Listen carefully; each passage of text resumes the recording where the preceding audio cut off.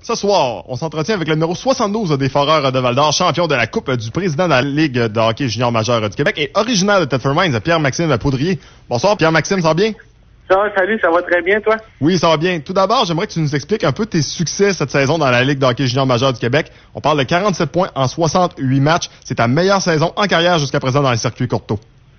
Ah oui, c'est sûr. Je pense que c'est ma meilleure saison, comme tu l'as dit. Je pense que le coach m'a fait beaucoup confiance déjà en partant de la saison. Fait que j'ai pu montrer que j'étais capable de jouer dans cette ligue-là. Puis aussi, pendant un mois et demi, j'ai aussi pu être le centre du premier trio avec Anthony Manta puis Loïc Macoff. C'est sûr que ça allait aider beaucoup pour mes points. Mais je pense aussi, j'ai très bien joué, que ce soit il y a des avantages numériques. Il me faisait aussi utiliser en deuxième supériorité numérique. Fait que j'étais très content, très heureux de ma situation, là. Pierre-Maxime, tu étais dans les plus vieux de l'équipe. C'était quoi le rôle qu'on t'avait donné, autant au début de la saison que dans les séries éliminatoires?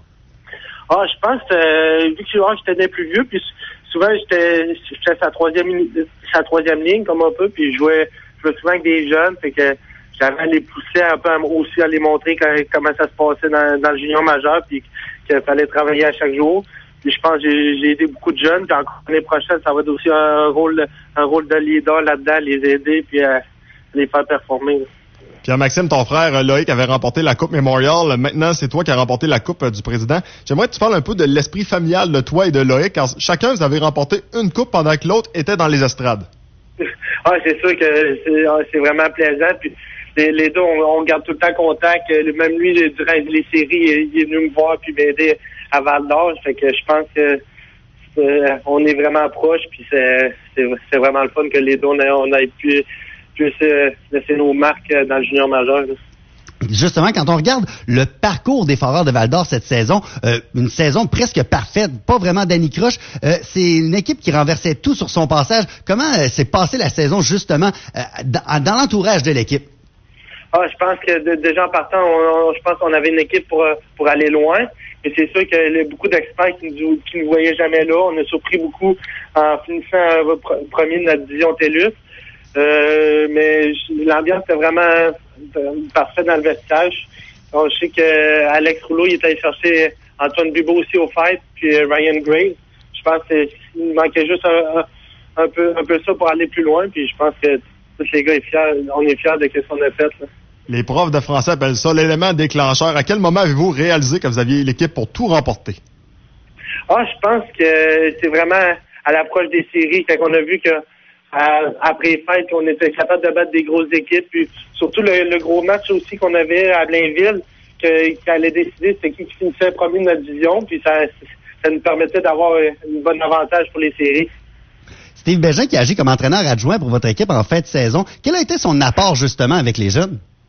Je pense que c'est vraiment de nous pousser. Il est arrivé avec un état d'esprit vraiment positif puis de gagnant.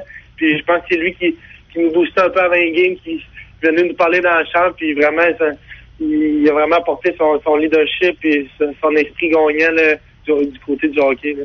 Et les partisans de Val-d'Or, je pense que Steve Bégin, ça va toujours rester l'un des favoris.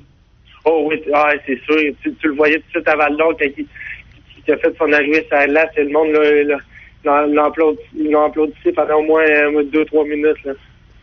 Je veux que tu nous parles de ton lever de la coupe. C'est un élément qui est toujours très spécial pour un athlète. Ton moment de gloire est arrivé lorsque tu reçois la coupe. Qui te l'a donné? Et deuxième des choses, comment tu l'as vécu? Lui qui me l'a donné, c'est Ryan Graves. La fois, ça allait par vétéran. Puis, en plus, j'ai été chanceux. Moi, j'ai réussi à gagner la coupe pendant ma fête des 20 ans. C'était ma fête, j'avais 20 ans, puis j'étais vraiment heureux. C'est sûr, j'aurais aimé ça de la gagner à Val-d'Or, mais on a réussi à la gagner avec Como. Je pense que c'est vraiment un moment qui va rester gravé dans toute ma vie, là. Sais-tu qu'il y en a que leur job, c'est de couper le gâteau à leur fête. Toi, ça a été de lever la coupe. C'est quand même pas si pire. Pas pire. C'est un bel exploit. Hey, je veux qu'on parle également de la Coupe Memorial. Oui, vous l'avez pas remportée, je peux comprendre, là, mais en même temps, vous avez tellement rien à vous reprocher. Ça a tellement été un beau parcours pour votre équipe. Même à la Coupe Memorial, je pense que vous pouvez quitter cette compétition-là vraiment la tête haute. Je pense qu'on peut être fiers. C'est sûr, c'est frustrant un peu la manière qu'on l'a perdu en troisième prolongation contre Edmonton. Puis après ça, tu vois qu'Edmonton, ils ont bien fait en finale. Là, tu te dis, ça aurait pu être toi puis ton équipe. c'est sûr. Mais en même temps, je pense qu'on s'est bien présenté, puis à la Coupe Memorial, puis on a bien représenté la Ligue aussi. Là. Maintenant, l'année prochaine, ça va être ta saison de 20 ans avec Val-d'Or. Comment tu vois la prochaine saison qui s'amène? Je pense qu'on a un titre à défendre. Là. Je pense qu'on a encore des bons joueurs au BQBL qui restent là. C'est sûr qu'on perd des gros joueurs. Mais je pense aussi qu'on peut être très menaçant l'année prochaine. Là. En terminant, c'est une des raisons pour qu'on voulait te parler absolument. Vendredi, tu amènes la coupe chez vous à Thetford Mines, dans ta ville. Quel sera le parcours du trophée si les gens veulent aller te rencontrer avec le gros saladier? Ouais, c'est ça. Je reçois la coupe vendredi soir, dans le fond, vers 10h du soir. Alors, je fais un peu une tournée des bars à Thetford Mines. Je m'en vais au Triangle, je m'en vais au Scoop, je m'en vais aussi au Cactus puis au Balmoral pour le monde qui connaît les bars de Thetford Mines. Mais sinon, le samedi matin, je vais essayer de me trouver un endroit sur une entreprise ou quelque chose où que le monde va pouvoir venir prendre des photos avec la coupe. Puis sinon, samedi soir, ça va être aussi avec ma famille, avec des amis que je vais faire célébrer ça.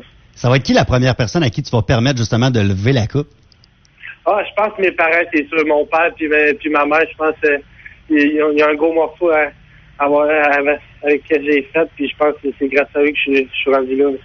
Profite bien de tes heures avec la coupe. Et si jamais il y a une activité qui se passe samedi, tu me communiques, soit moi, soit Maxime, puis c'est sûr qu'on en fait part aux gens. Parfait, pas de problème. Un gros merci, Pierre-Maxime. Puis encore une fois, félicitations, champion. C'est bon, merci beaucoup. Bye-bye. Bye. Donc voilà, Pierre-Maxime Poudrier, le numéro 72 des Foreurs de Val-d'Or.